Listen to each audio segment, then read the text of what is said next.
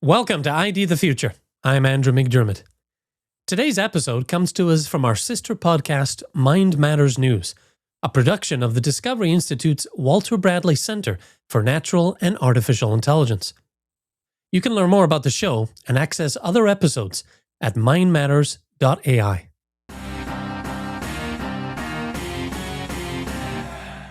Hello, everybody, and welcome back to the podcast. My name is Pat Flynn. I normally host the Philosophy for the People podcast, but today I am teaming up with Mind Matters to talk once again with Dr. Selmer Brinjord on all things related to AI, consciousness,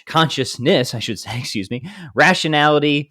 Dr. Brinjord has done a lot of really fascinating work on this front. If you missed our previous episode, I'm going to encourage everybody to check it out because we discussed in some depth one of my favorite arguments for the immateriality of the intellect, the seeds of which go back at least to Aristotle, but were further developed by one of my favorite philosophers, James Ross, and then Dr. Brinjord has furthered that conversation as well. So it was one of my favorite conversations. I want to make sure that nobody misses that. But here we are for a continued conversation. So, Dr. Brinjord, it is great to be back with you again. How are you? I'm doing very well, and it's on my end great to be back too. I did enjoy that very much, that prior interaction on that topic. So for people who may have missed that, if you wouldn't mind, let's just start with some of the usual preliminaries. Who is Dr. Brinjord? What do you do, and how did you get into all this business concerning AI and the nature of consciousness? Sure. Well, I'm fresh from a grad student dinner last night where I was asked to, understandably, in fact, predictably and almost obligatory, asked to recount my career to the point of last night in broad strokes, obviously, so that perhaps it could provide some guidance. And summing it up, I'd say I've never failed to be interested in the mind and cognition, and probably the same time, logic. And that got really, really intense in high school in my Spanish class when the unforgettable Mr. Ruyak introduced me to, well, it'll be A, B, C, D, and we'll have to cut it off or we'll run out of time, but introduced me to the comical but yet penetrating logic in Don Quixote, the first novel, as far as we know, where things like in the modern era, the Princess Bride type puzzles in that movie, which I'm sure many of your listeners will have seen, there are these opportunities to ask a key question so that you can deduce what's the safe track ahead. And so he introduced me to that. And then I became more and more interested. And he said, you can actually study this stuff when you leave my class. And I don't mean just high school. So he was referring, of course, to college. And he had a former student come in who was majoring in philosophy. And that was really quite something for me. And so I decided I wanted to do that. But really, I felt that the best thing to do would be to use logic in law, so that I'd wanted to be a trial lawyer. Love debate, still do. I don't think a day goes by when I'm not debating, and I always win the debates I'm in. Oh, naturally, of course, yeah. Of course, thank you. But then I pulled a fast one on my mother when she came to Penn to visit one time, and I said, "Mom, I'm sorry, no law school. I'm going to get a PhD in philosophy and go on and continue to study logic and philosophy of religion," and put those two things together. And she was just flabbergasted, but it wore off. After about 30 minutes, she said, which was par for the course, thankfully for her, if that's what you want to do, more power to you. And so that's what I did. And then when I got to Brown University, my advisor, Roderick Chisholm, compressing greatly here, said, "Oh, you crazy guy, you're not going to get a job if you are doing pure logic in the realm as well of philosophy of religion. You'll never do that." So our conversations quickly ended up with AI because I said, well, hey, I was really interested in computation actually at Penn. And he said, well, now we might be getting closer. And then I said, well, I'll put it in the hopper. In the next conversation, I came back. I said, what about this AI thing? So this is 82. This is just about the time when people in AI were saying the counterpart of what some are saying today, which was that, this hot stuff everybody is excited about, which was expert systems, is just going to replace every expert on planet Earth who's a human. So Yeah. he said, good, go for it. Start studying. And I did. And I think really I'm a very boring person. I've never been far from logic and cognition and computation for as long as I can remember, really. Yeah, well, that's super because you've been in this conversation, you've been in this debate for a long time. And today we're going to speak specifically about something called integrated information theory. But before we get to that, I just, for somebody who's been involved in these conversations and thinking about AI for as long as you have, maybe this will be an interesting question to start with. What did you, from your understanding of AI and its inherent limitations back at the beginning up until now, were there any predictions you had originally concerning the limits of AI that have turned out to be correct? Were there any predictions that you had originally that turned out to be incorrect? And then now, from where you stand, I'd be curious to hear, Dr. Brinjord, of what your current predictions are with your understanding of AI, if there even are any measurable predictions. I think this is something interesting. I think it's also something important to have, and I think it's an area where good philosophical thought about the nature of consciousness, rationality, formal thinking, and what AI is can help us avoid having a certain amount of egg on one's face, right? Because there have been many predictions made by people who are a bit skeptical of AI that were very false, right? You'll never pass the Turing test or something like that, right? So you probably see what I'm getting at. I'd just be curious to hear your thoughts on all of that. Yeah, it's a great question, at least for me.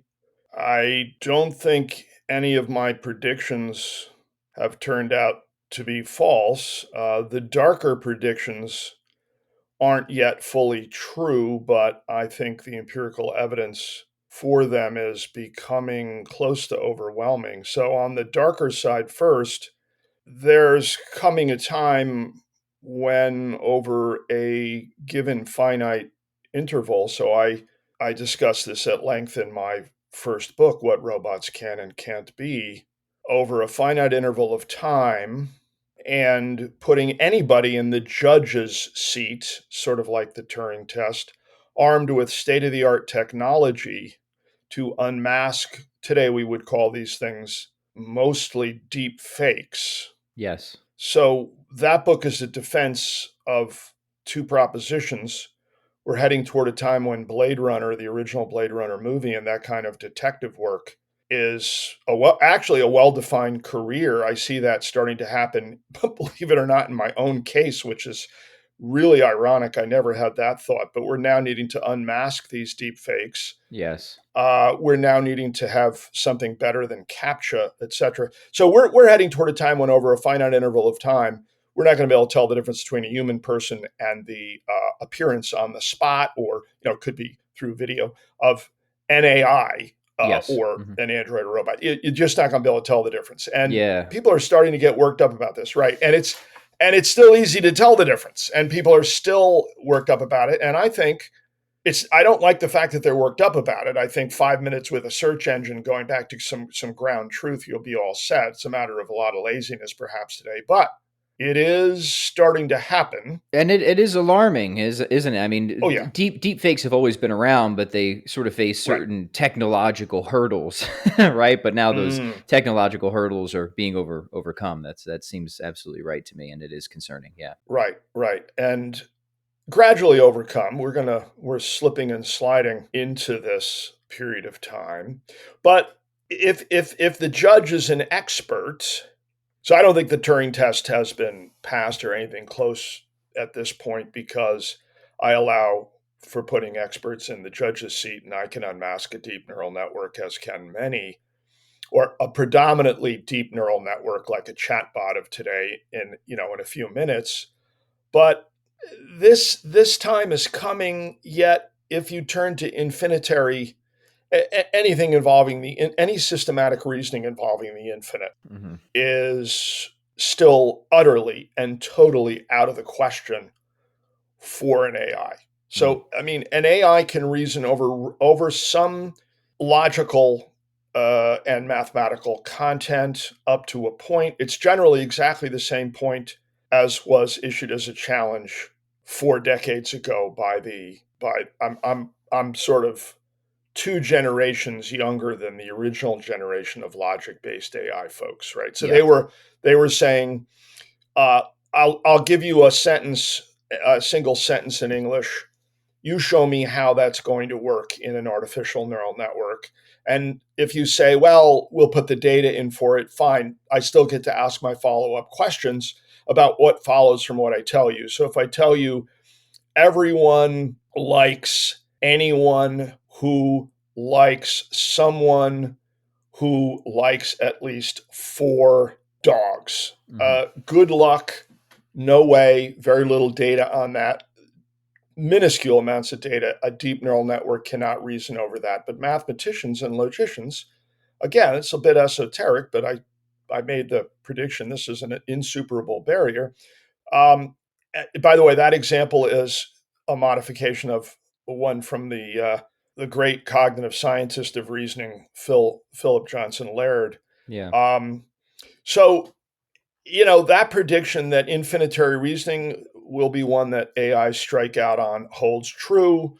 The prediction that which is in the same book, that actually beliefs that are layered in terms of things like believing, knowing, intending, desiring, communicating. So if I say Austin believes that Selmer believes that Pat is talking to Selmer, that's actually true, and we know instantly that that's true. Yeah. But that is really right now, and humans have to sort this out to read even a basic detective novel. Right. Okay, because so believe it or not, and I could amplify that, but that's still, there's a chapter on that kind of thing. That we're nowhere. I just saw a test by my close colleague on the consciousness front as well, Naveen Sundar Govindarajalu, last night. I told my wife about it this morning. I said, you wouldn't believe the test the test is ingenious, but you also wouldn't believe the results of Naveen applying the test to state-of-the-art systems like, in the case of OpenAI / Microsoft, O1 Preview. It's completely unable to figure out how to put together a plan to affect another agent's mental states. If there's any layering, it's so. The other thing about, I'm still sticking with echoing John Searle. I'm still sticking with the prediction that these machines understand nothing, and you could view a lot of these failures as directly in line with the implicit prediction that Searle has his issues and his problems, and he's certainly not to be across the board venerated, even just intellectually speaking. But by golly, he was right 100% about this. Yeah. If anything is just manipulating symbols with no understanding, it's got to be an artificial neural network in any form, because ultimately the data is just numbers swimming through time. So lack of understanding. Yep, is we still have it. We know we have it. The one thing I would say that does certainly surprises me is that we let ourselves get to this point in terms of what's sometimes called hallucinations on the part of these systems. I never saw this coming, because my focus was really on the question, could an AI be premeditatedly and ingeniously deceptive? And that's still a serious interest of mine. I have a recent paper with Micah Clark, a former student and now AI scientist specializing on autonomy, about that. And we look at that issue. But this hallucination thing, I know we all know why it's happening in general, right? So, but that we let ourselves get to this point in the human race that, look at what happened, if you're not aware, or you listen to say, when there was a German group of scientists started using an LLM to write some papers on the very topic that they were experts on.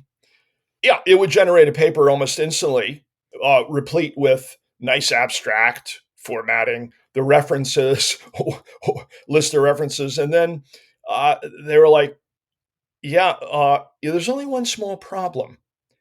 We looked at the reference list and some of the wonderful things that we wrote according to the reference list, we actually didn't write. They don't exist. Yeah. Right? They Right. don't exist. Right. And so I mean they were justifiably, flabbergasted. And yet we still have these systems out there. I think we've started to realize we've got to compartmentalize them to some degree so that they're operating in domains that are not, quote, mission critical or serious. But even there, I'm not sure we've clamped down as we rationally should. So I did not, I mean, if you, That's I interesting. had no idea that was going to happen. Yeah. Okay. That's really helpful. And one more question on this before we start to talk about integrated information theory is, yeah, I'd be curious where you think the line is between certain arguments that give us an unprincipled reason to see that AI is really not a thinking thing, and whether or not those give us clear predictions, right, or certain limits that we can expect. So maybe it'll be helpful if we just go back to James Ross's argument for an example, right? So Ross's argument, and people can listen to our previous conversation for the support of this, is something like this, right? He'll claim that at least all formal thinking is determinate, like logical thought and mathematical thought, but no physical process is determinate. So, Ross argues that no formal thinking is a physical process, right? And we supported all that in the previous episode. And there's actually a considerable number of papers out there right now. I think that's a really good argument. In fact, I think it's the closest thing to a demonstration, right? And like that, to use a traditional sort of scholastic term in philosophy, on the scene. It totally convinces me. But does that set certain expectations, however, Dr. Bridger, at least that particular argument because for me, it's always been a little bit fuzzy thinking about that. Like, okay, I think that that's definitely true. AI is not a thinking thing, an impressive, we might even want to say like magic trick in some respects. But coming at from that angle doesn't give me a totally clear idea of exactly where I think the lines will be drawn and what I can actually expect these systems to be capable of. Does that make sense? Oh, more than makes sense. It's a great question. I'll try to channel, so to speak, Ross. I didn't get my PhD under him. He got his PhD under my advisor, but I think he would answer your question with a yes. And then the follow-up will be, okay, well, then what? What should we expect, and has it arrived? I think he would say, well, why don't you test it with some pretty taxing challenges, the right answer to which and the justification for the right answer center around determinate, and maybe it's fair to say maximally determinate reasoning.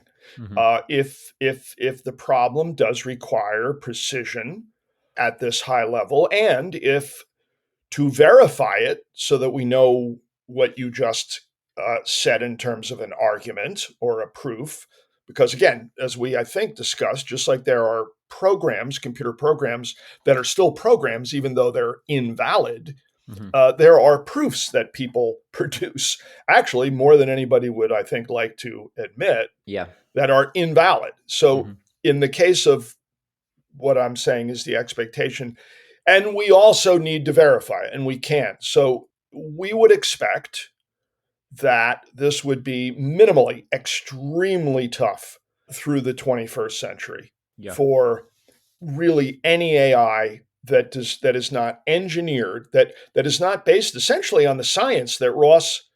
I mean, yes, it's a philosophical argument. You said it's as close to a demonstration as you can get in the area, I think, of philosophy, mind, etc. I'm with you 100%. I mean, the thing about it that's amazing is when he says determinate, precise, rigorous, formal reasoning, we start helping him out with some synonyms. Like, we've got that in there. We've got the first specimens of that in Aristotle. I mean, this is something, right? This is something the human, if anything in human intellectual commerce, if you will, has been going on so long that we should know what we're doing. It is that, okay? And goodness gracious, these machines are horrible at it unless, as a scientist or engineer in AI, you give them a token of the very thing that Ross is talking about. So, good old fashioned modus tollens. Yeah. If P then Q, not Q, well then therefore not P. Well, you can give them modus tollens, but you have to program it in. Then they do wonderful things. You're just giving them a token of that. So you're not giving them literally modus tollens. Yes. So we've got that. We understand that because we know we can actually change the code, change the system, change the way it's tokenized, change the way it's encoded, if you will. So you would expect, based on Ross's argument, to see what we currently see with systems that are not explicitly and carefully engineered to conform to the structures, the abstract structures that he's talking about. And now, will you be able to show up and knock on the door at OpenAI and say, hey, I want to come in because I want to show you basically why your neural network based processing has no chance of doing careful, rigorous reasoning in a verifiable form? Yeah, they might not let you in. If they let you in, I don't know if they'll let you hang out at the whiteboard all that long. But if it was Ross, he'd be done in 2 minutes on the whiteboard. And if there were honest people in the audience there and they weren't aware of this being Ross's reasoning and original argument, which we tried to extend, I think they'd say, "Uh-oh," in their heart of hearts. They'd be like, "Uh-oh, gosh, I never saw this before. This does." So that would be an expectation, I think, and it has turned out to materialize. Yeah, that's great, Dr. Bringer. Thanks for entertaining me on that front. And I think the general question of, well, what should we expect given our positions? What predictions does our position make? I think that's an important question. And I think that you've given us some reason to see that for some time, these predictions have not always been optimistic, but they have been fruitful, right? And I'm with you on some of the darker, more concerning sides.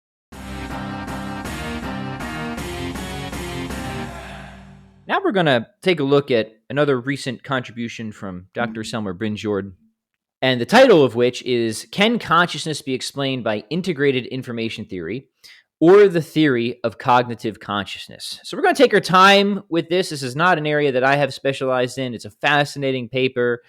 So to start out, Dr. Brynjord, let's do this. This is a way I always like to kind of try to present material that can be quite technical to people who are interested and willing to work hard at understanding certain concepts, but maybe not specialists.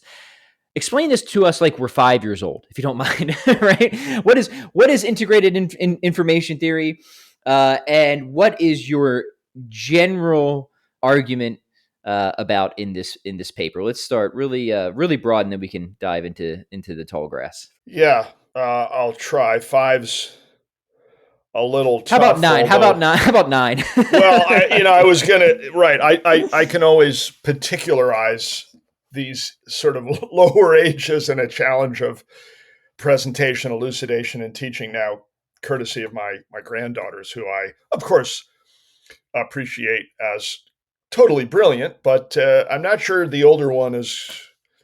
I appreciate you moving up to 9 because I'm not sure at 6. She's gonna get it. Although I don't know, the stuff on the Ross stuff, as I think we got into that line of argument and the expansion of it.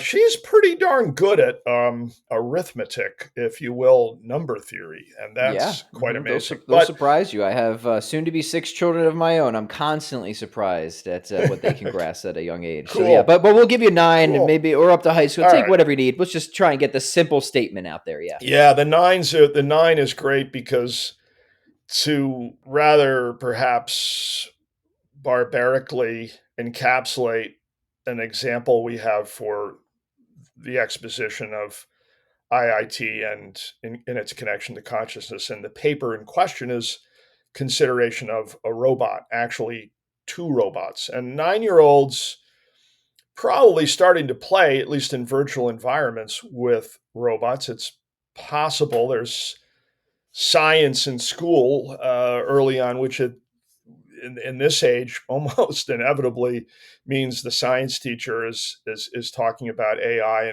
and robots. It's motivating, it's cool, etc. The kids love it. So if you look at the challenge of getting yourself a Robbie the robot for the household, because maybe there's some activity in your home.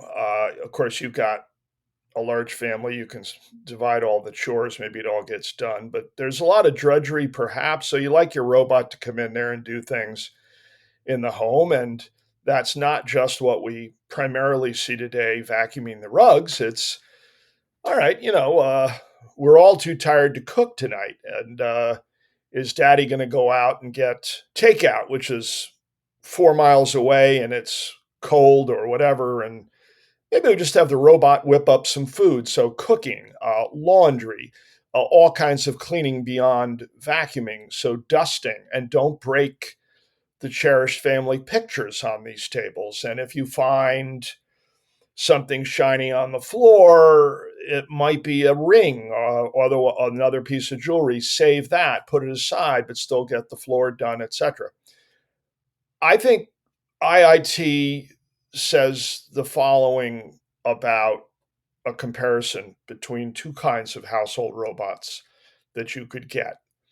In one case, Robot Inc. could ship you a robot that has a whole bunch of modules that are separately engineered for the tasks I mentioned. So if it really is going to make a dinner and then do the laundry, it engages two separate modules. Now, there are probably dedicated algorithms that you would always want to have in the case of a household robot for these two spheres of activity.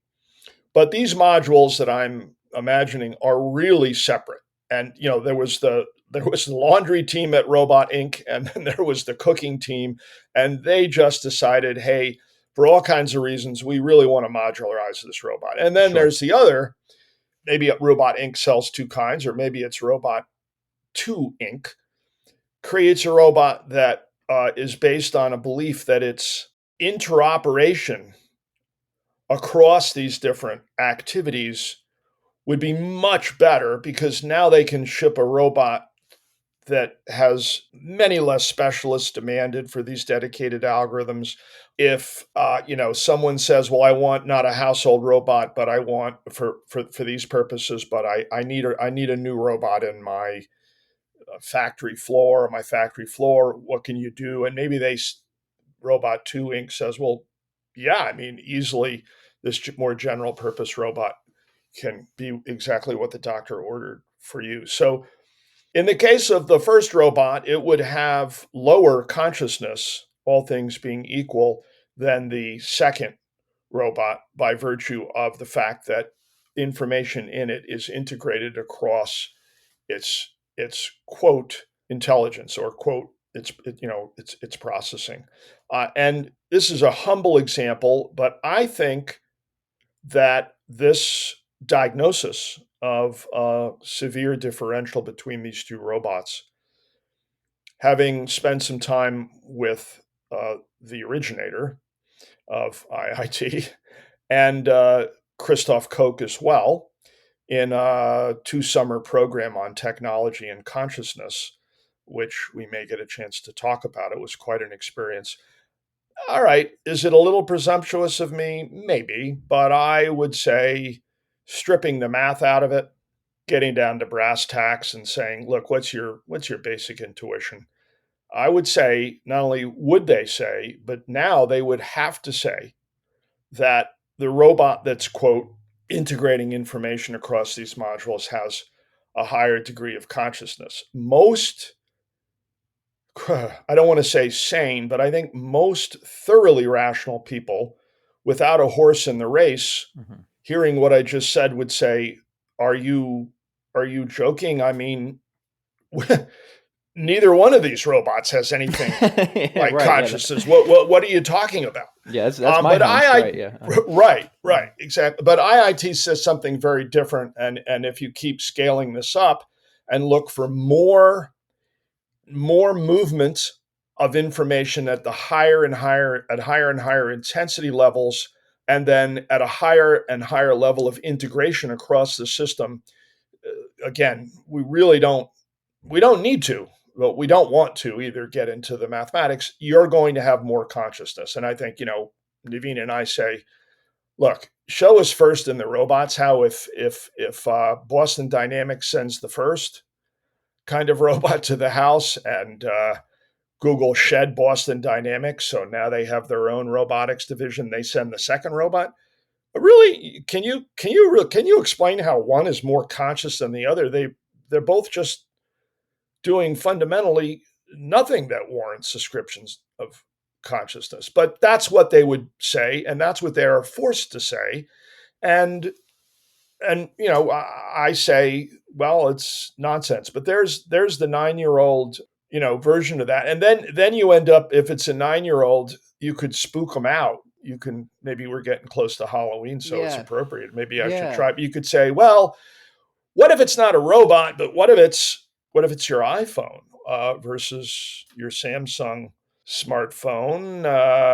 They are both conscious, you see, and but they vary in terms of the readings that you would get if you could take it with IIT. And now, since actually Searle himself pointed this out, well, then, given that ultimately they're made of the same physical stuff going far enough down, do we say that everything that's determinate as a system, maybe we'll put that minimal constraint on it, is Yeah. conscious at a certain, and they have swallowed that. That I would think that they would have to swallow that. Okay, so this is really Yeah. interesting, and to me, it does seem based on a sort of fundamental redefinition of consciousness. Right at the end of the day, and it also seems like it commits them to this idea that conscious is something that is graded, right?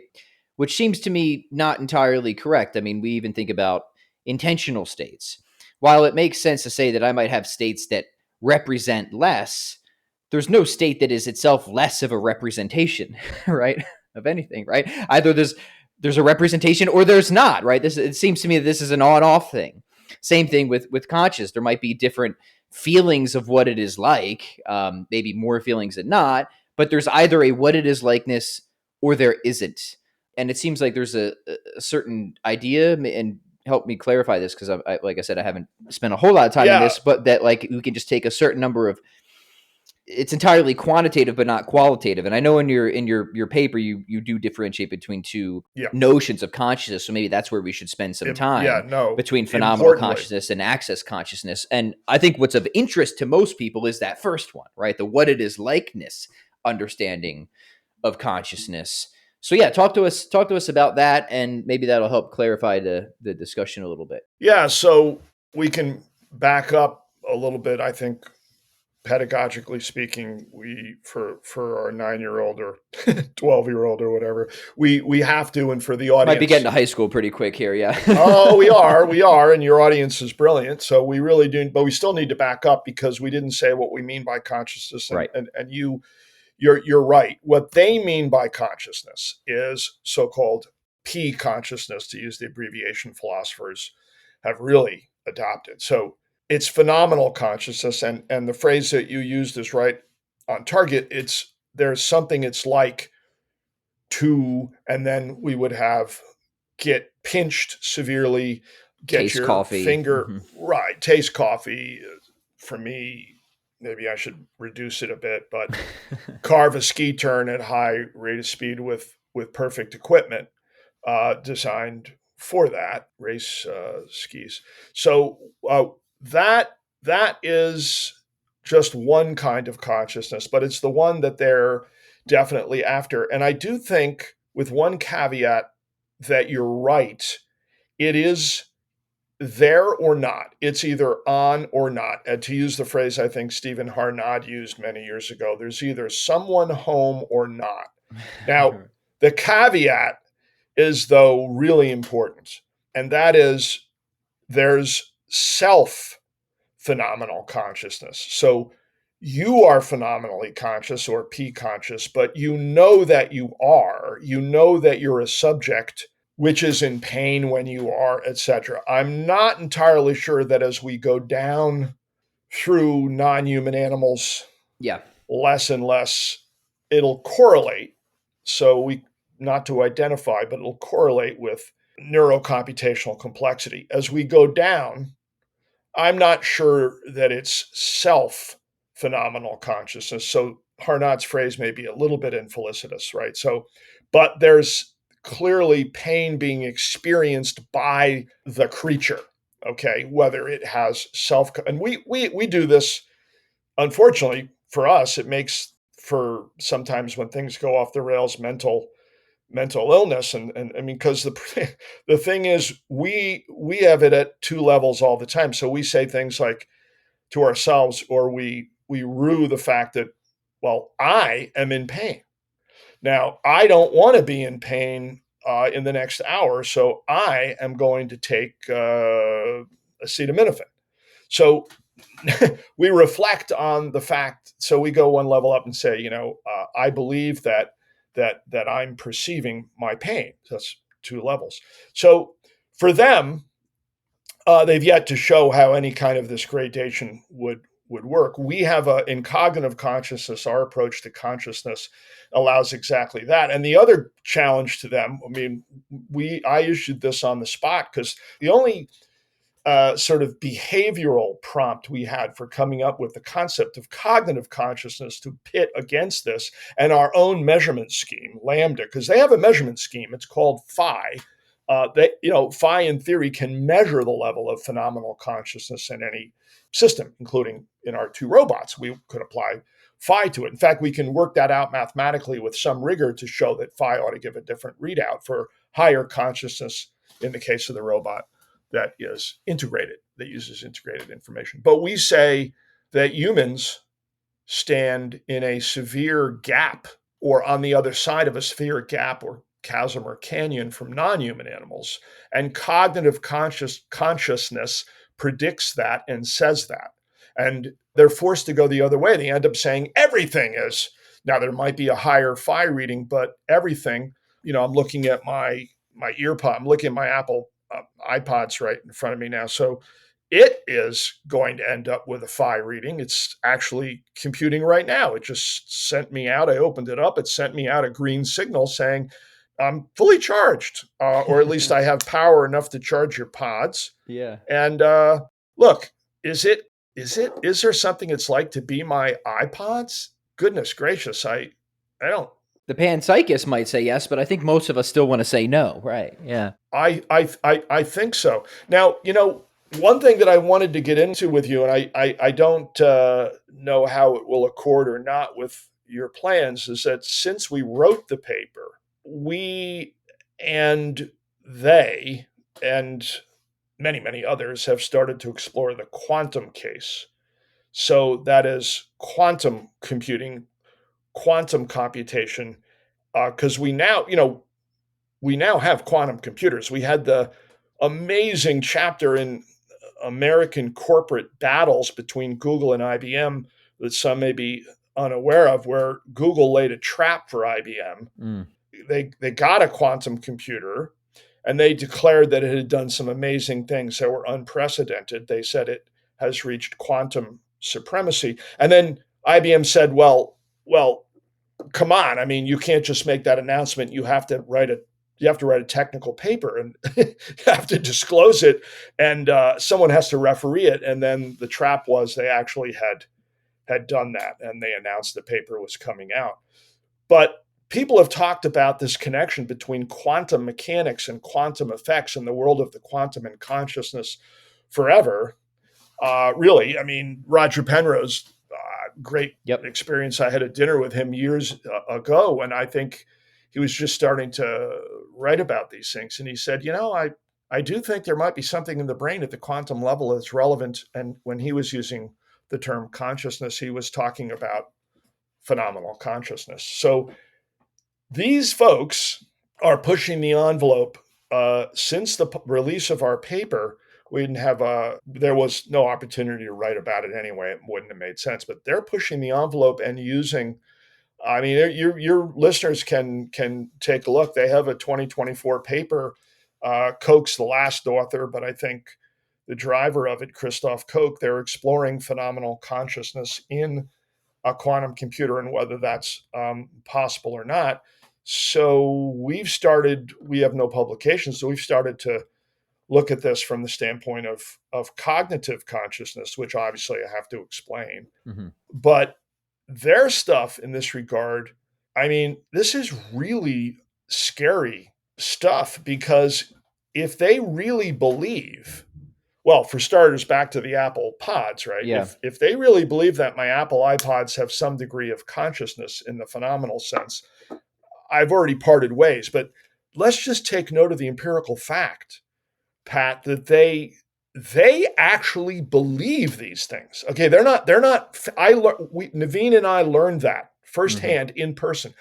These are not people trying to get attention or accolades or anything like that. In fact, many people in AI looking at consciousness have accused them of playing fast and loose in various ways in their publications. It's been there's really severe intellectual battles going on. Yes. Yeah. So they know they believe this stuff. Well, then they really believe that they're poking around now in the realm of, because of the move to quantum computation, we might actually be seeing glimmers of phenomenal consciousness when we are using a quantum computer. Now, let's think about this. Google fired Blake Lemoine, I think, for saying that his chatbot, in his opinion, was conscious. He used the term sentience, but what he meant was that it is subjectively aware, that there was something it was like to be it. And he got worried and said, I don't want any part of this. And they fired him. But wait a minute. The only way you would be justified in firing him is if you provided a precise, compelling rationale for why he was wrong. Now, I believe he was wrong. They believe he was wrong, but we've crossed over into, I mean, this is going it's generally unnoticed. I could say that there are some people who certainly notice it and are worried about it. Just thinking about the sort of basics of Western jurisprudence here. Okay, he was convinced that the chatbot had inner feelings, emotions, and that there was something it was like to be it. All right, he's wrong. We could spend another episode demonstrating why he's wrong. Yeah. But now let's think about what these folks are doing in the case of IIT and Phi in moving to the quantum realm. And it's open access, the entropy paper. If people are skeptical, they don't believe that this is a detailed investigation and that they're really pushing these limits in an amazingly careful way physically. Okay, they can go get the article. So that's morally questionable. I mean, if they're 100% convinced that this is all it takes, this integrated information happening in a system, and they're firmly believe that when they move to the quantum level, they'll really have it. Why would they, from an ethical standpoint, how could it be okay to possibly create exactly what Lemoine thought erroneously was going on in his case? I mean, this is really weird stuff. I mean, I wasn't a referee, but I would say at least you have to, you got to say something about this issue. Yes, right. Obviously, yeah, it's a great point, right? There's obviously major potential ethical implications if they are correct about this position. Yeah. Right. And it's up to God only, I suppose, to judge people for purely mental acts. I mean, in terms of the law. Yeah. I got that. Right. But we introduce mental states as necessary components of crimes that are physically determinate, right? So if That's why we have essentially shades of murder, right? Yep. And then we go to manslaughter, etc. We do take account of mental states. So I'm not saying what they're doing definitively is morally wrong. I'm saying it sure looks like, if that's the beliefs they have, that this could very well be morally wrong, because what's your upside to this? Especially, we got to talk about cognitive consciousness, but when we can get the gains in the intelligence of a system by looking at something which, since my interactions with John McCarthy on this concept, are, no, there's no consciousness here in that phenomenal sense. I'm using the term to refer to intense levels of consciousness in a structural sense that produces intelligent behavior in the system. I don't Right. think there's any feelings going on, and there'd be no reason for that, is what Yeah. McCarthy would say. So I'm just throwing that out there. So Naveen and I are, we're going to take it. We're going to take Lambda into the quantum realm and see what we can do. This is interesting, and I want to get this point out. I understand, I guess, maybe some of the wider philosophical assumptions or the wider philosophical backdrop at play here. I mean, if you talk to good old Aristotle, right, or an Aristotelian, the reason they would say that an animal is conscious or we are conscious because it's tied to certain powers like sensation and locomotion. And then once you kind of go down the chain of being and those things aren't there, there's really no reason to think that they have consciousness, right? Right? Like, this is like, there's no, like, on a sort of basic point, right? But then if you come, I guess, from a general materialist standpoint, and Aristotle is not a materialist, so I don't think that he has this problem. What the issue here is how, through a series of quantitative steps, you can leap over what seems an enormous qualitative abyss, right? That seems to be the fundamental issue that is constantly recurring, right? Well said. Because if you are a materialist, you think that what is at bottom is essentially the exact opposite of everything that our sort of conscious life is. It's not intentional. It's not directed. It's not about anything. It's not teleological. There's no what it is likeness, right? None of that is there, right? So how do you take whatever that stuff is that is totally devoid of any of those features and put them in various combinations or permutations, and then suddenly it poofs out, to put it somewhat polemically, right? This reality that is qualitatively utterly unlike where it just apparently emerged from, right? I think that's the fundamental issue. And so I think a lot of naturalists have realized, okay, maybe the problem is that we can get over this problem by not having the gap there in the first place, and we just have to have either consciousness itself or some type of proto-consciousness or something like consciousness down at the ground floor somehow, right? And then we don't have this sort of gap problem. And that's an interesting move. I think it's a concession that materialism and physicalism are false. And I think what we're talking about now is no longer anything like that worldview. And it's debatable of even arguing whether it's even a naturalism or not. So talk to us about all of that. I just threw a lot of stuff out there, but it seems difficult to have these types of conversations without trying to make these background wider philosophical assumptions explicit. And when or when not it's legitimate to bring in something like panpsychism without having to admit that the prior world picture you had is essentially refuted by that ad hoc move, if that makes sense. Yeah, talk to us about that. Yeah. It's an ad hoc move considered from the standpoint of sort of pure rationality, but it's not ad hoc from the rhetorical point of view or the subjective point of view.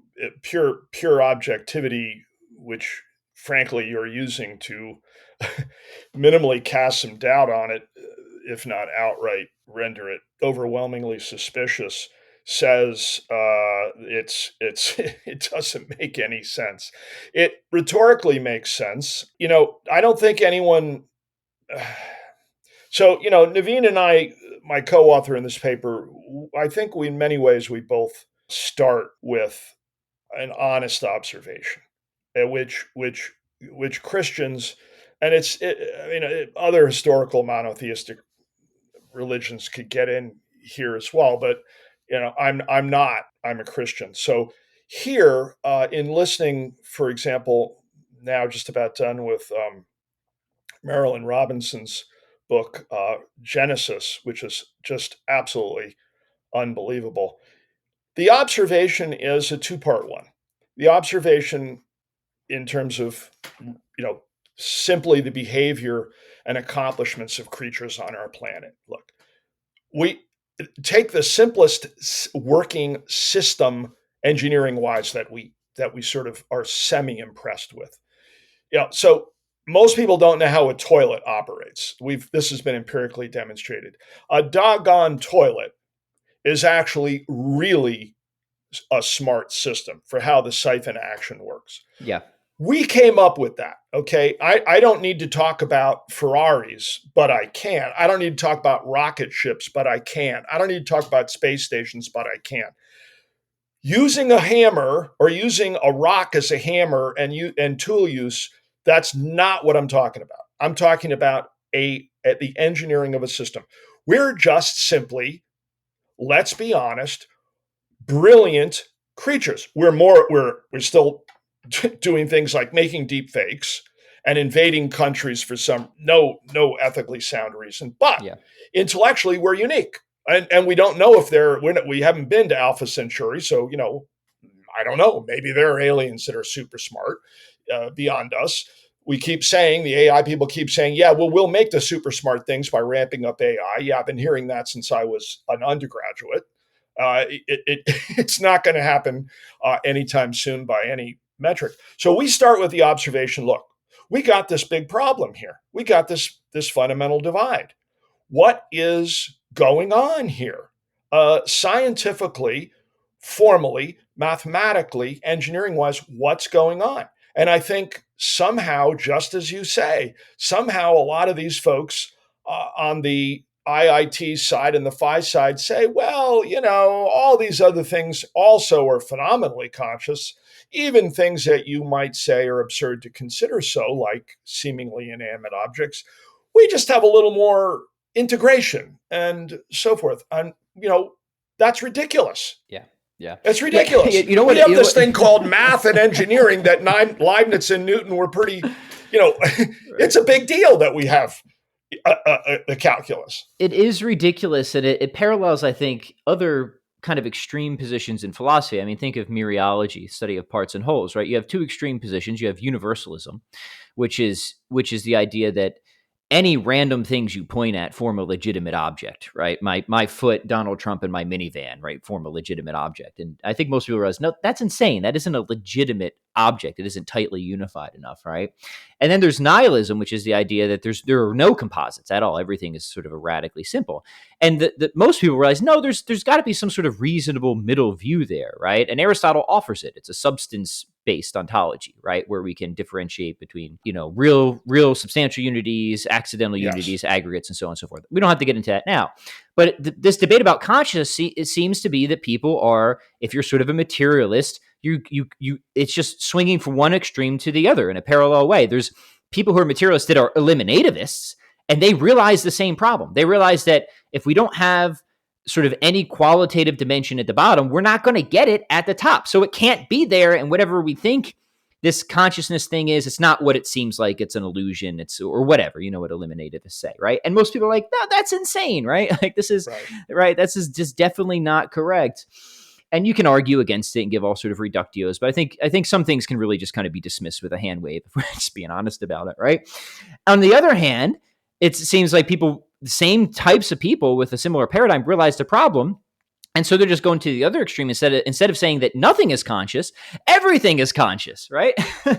Yeah, and that's definitely wrong too, right? So it just seems like a very parallel situation where what we should do is get back to that same middle position and find a world picture, a world view, and ontology that allows us to make sense of that. And I would say, and I think you'd probably agree, that something like an Aristotelian view broadly can really help us do that, so we don't have to land in either of these honestly crazy positions. And we can still do just as well with all the science, right? It's empirically equivalent and all this or that. So Yeah, your thoughts on Yeah. all that. It just struck me that this just seems like another just similar case of sort of materialists, because of their paradigm, being forced to swing between two various extremes, where there's a very reasonable position that can be maintained if you're just willing to just, forgo that materialist physicalist starting point. I couldn't agree more. No question about it. The eliminativist case has, of course, been instantiated by, maybe sometimes he got sheepish about it, but Daniel Dennett. Yeah. I think that was, it's all an illusion and so forth and so on.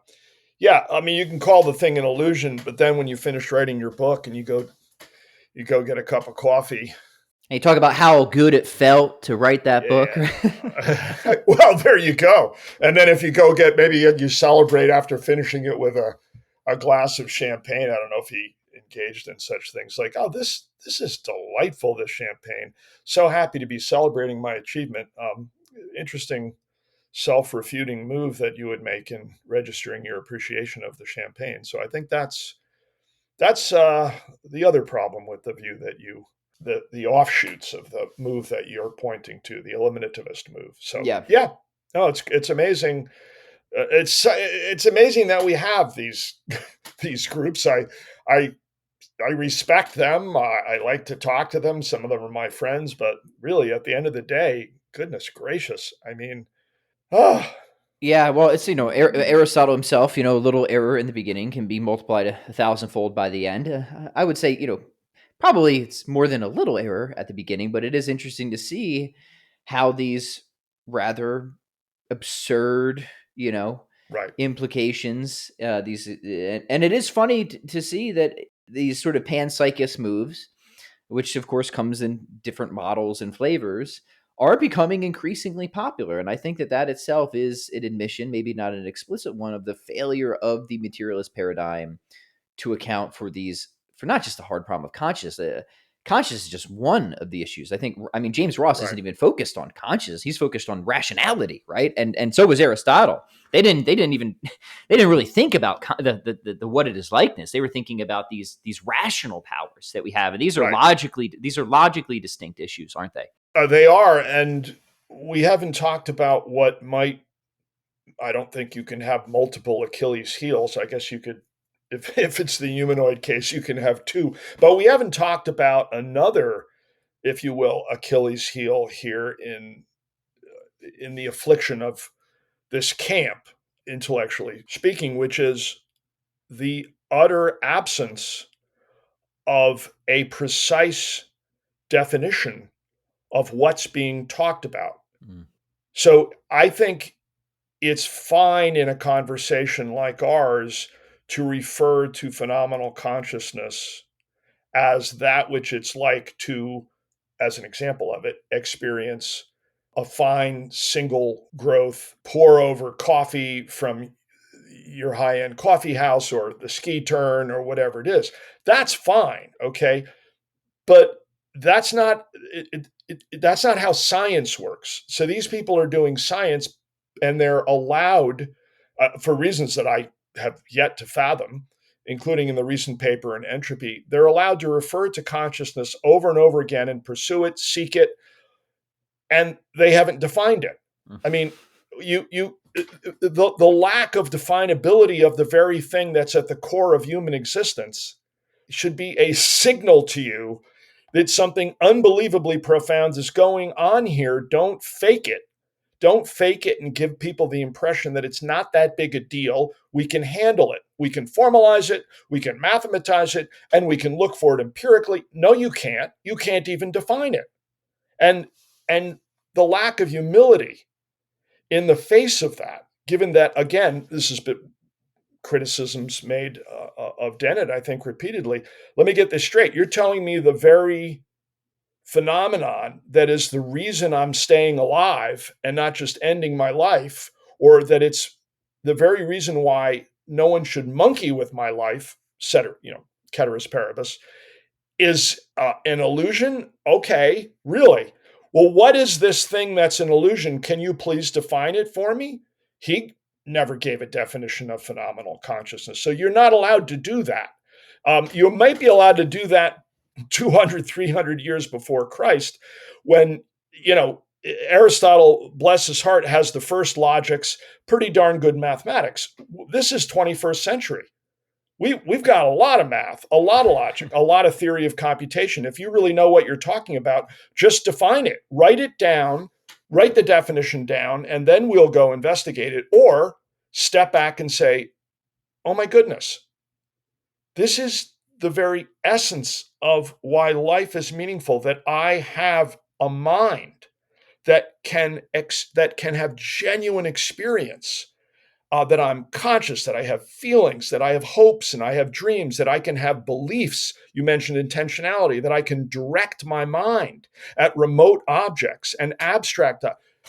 If you can't define it, don't fake it. Yeah. Step back and say, wow, how in the world am I going to explain this? And good luck to you trying to explain it from a materialist point of view. Yeah, that's a great point. And we talked about moral implications, and obviously there's a lot of practical implications here, right? I mean, ideas have consequences, right? And these perspectives are often just so seriously diminished and impoverished with respect to morality and meaning. And I know not all atheists or naturalists are nihilists or want to be nihilists, but it's hard to avoid nihilistic consequences, often outright depressing nihilistic consequences from a lot of these perspectives, especially eliminativist ones. And I think if you are an eliminativist and if you're trying to be consistent, I think you should be a nihilist in many respects. I mean, think of somebody like Alex Rosenberg. He's got that book, An Atheist's Guide to Reality.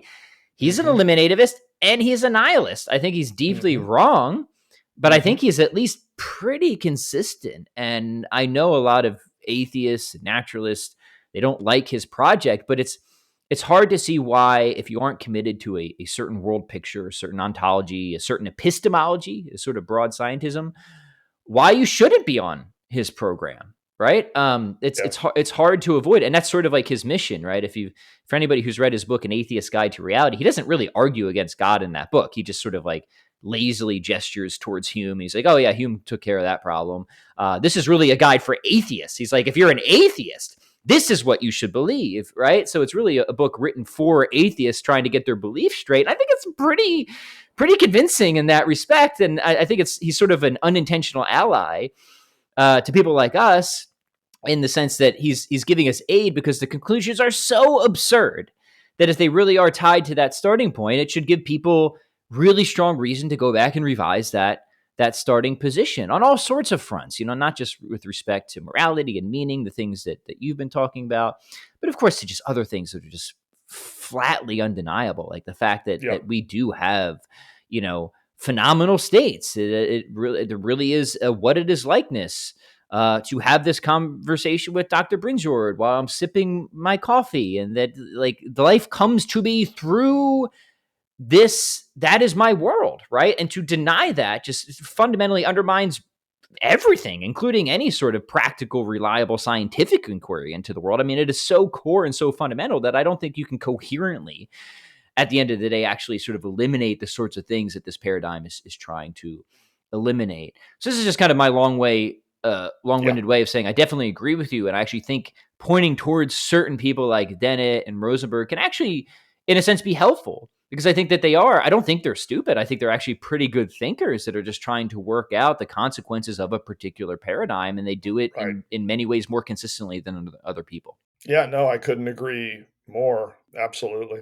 Yes. So, Dr. Brinjord, before we wrap up here, is there anything else that we haven't said about integrated information theory that you think is important that other people should be aware of? Any other aspects of your paper or argument? Obviously, we're going to include a link. This is available online for free as a bonus to the volume Minding the Brain. So people can read it at their leisure, and we'll encourage them to do so. But yeah, any other final thoughts on anything? Well, perhaps just one. We haven't talked much anyway. I've sprinkled in a few references and some more specific information about the essence of the competitor here, cognitive consciousness. And that's pretty easy. I could actually just use Dennett, an example of his, to perhaps crystallize the theory and the difference. I think Dennett says at some point, well, I like dogs. Obviously, I'm paraphrasing. I like dogs. Dogs are pretty smart. Darwin thought dogs were really amazingly smart, even stacked against the human mind. But look, I put the food in the bowl, and the dog believes there's food in the bowl. And the dog saw me do that. So the dog believes that I not only put the food in the bowl, but believes that I believe there's food in the bowl. So that's two levels. Yeah. Okay. Does the dog believe that the person behind me, who's not the so called master, but always around, another family member, believes that the master put the food in the bowl? If so, the dog's got a third order belief. And Dennett said, I could go along with that. Maybe, probably. But I mentioned detective stories earlier. Right. We routinely go way beyond that. Okay. And cognitive consciousness as a theory says, look, that's the mark of serious levels of cognitive consciousness. And if you get, we believe dogs are cognitively conscious. But now, when you work your way down, if we don't have a single layer of cognitive verbs that are operative in the agent, we don't have that the agent knows P for some meaningful proposition. Sorry, there's no cognitive consciousness. When you apply our measurement scheme, lambda, to a pure deep neural network, a pure chatbot, it says the level of consciousness. This would be my demonstration in the cognitive consciousness case for Blake Lemoine. I'd say, yeah, well, you don't know what phenomenal consciousness is anyway, but we could talk more about that. In the cognitive consciousness case, we can prove that that large language model, if it's a pure deep neural network, has zero cognitive consciousness. It literally has no beliefs. You can't find the structures in the system that correspond to an agent believing a proposition. You can only find numerical data swimming dynamically through time. And what John McCarthy said originally, we have an inspiration from John McCarthy. What he said was, he was echoing what he said in around 56. He was echoing that in 2006 at the celebration of AI at 50 years of age. He was saying, you folks are talking all about the statistical based processing of these systems, but they don't. Do you understand? They don't actually know anything, and worse, they don't know anything. So if they don't know they know something, or know they don't know something, and beyond that, how are they intelligent? They're not, and they're certainly not cognitively conscious. So I would just throw that in there, and of course, many more details along that line are provided in the chapter in question. Yeah, that's great. That's super helpful, and the paper it's great. It's a technical read, so people should be ready for a challenge. But we like that. We like rigor. We like technicality. We like challenge. And Dr. Brinsjord, let's finish with this. What are you currently working on next? What can people look forward to, and how can people keep up with your work? I don't really know how they can keep up with my work systematically. not They not can, regularly on social media like the kids are these days. Yeah. yeah, they can Google stuff and they can go to my CV, which is a little behind. But in terms of stuff I'm currently working on, one of those items I alluded to in passing is extending our concept of consciousness and our measurement scheme for it to the quantum computing case. It's going to take a while before we have some publishable results, but maybe a year and a half, and that's really exciting. That is exciting. I got caught off. I mean, this quantum computing thing. It's one thing to talk. Deutsch long ago introduced it in concept, the concept of a quantum computer, but by golly, back to the point we discussed about humans being singular in the known universe and making making systems into systems of complexity that are amazing. If a quantum computer doesn't amaze people, an actual quantum computer, and we have one at my university, RPI, thanks perhaps to a billionaire and IBM, and it's an amazing thing. So I'm really excited, along with my colleagues in on this, about the exploration of AI in general, intelligent systems in general, and also specifically cognitive consciousness in a quantum computer. I find this entrancing. So hopefully some results coming down the pike. Yeah, well, great. Well, we'll keep up with all of that, and hopefully that'll give us an opportunity to have another conversation in the future. I would certainly look forward to that. For all the listeners out there, I would like to encourage everybody to grab a copy of Minding the Brain if you have not already. Dr. Brinjord has really two contributions. He has the development of the Rossian argument in there, which is really just absolutely, I think it's just such a good argument. A little bit challenging again, but once you grapple with it, I just think it's really powerful. And then this other article, which is free online. I'm sure the links will all be in the relevant places. So thank you all for tuning in. Please do like, share, and review the podcast. We will talk to you all soon. Goodbye.